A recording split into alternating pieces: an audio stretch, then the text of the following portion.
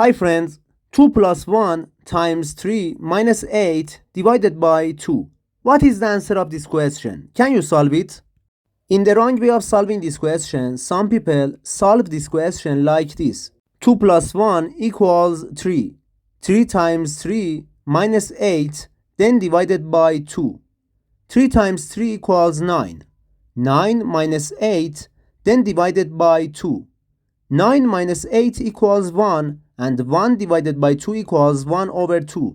But this answer is definitely wrong. Let's solve this question step by step together. To solve this question, we need to follow the order of operations, which is PEMDAS. PEMDAS shows the priority of the mathematical operations.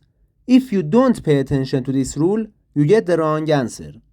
In this rule, P stands for parentheses, E stands for exponent, M stands for multiplication, D stands for division, A stands for addition, and S stands for subtraction. Multiplication and division have the same level of priority. Also, addition and subtraction have the same priority. When we have both in an expression, we start from the left and simplify the question. According to the PEMDAS rule, first we simplify the parentheses. 2 plus 1 equals 3. Now we have 3 times 3 minus 8, then divided by 2.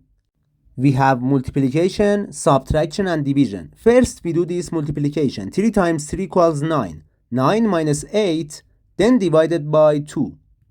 In this step, we do this division because the division has higher priority than subtraction. Negative 8 divided by 2 equals negative 4. And 9 minus 4 equals 5. The final answer is 5.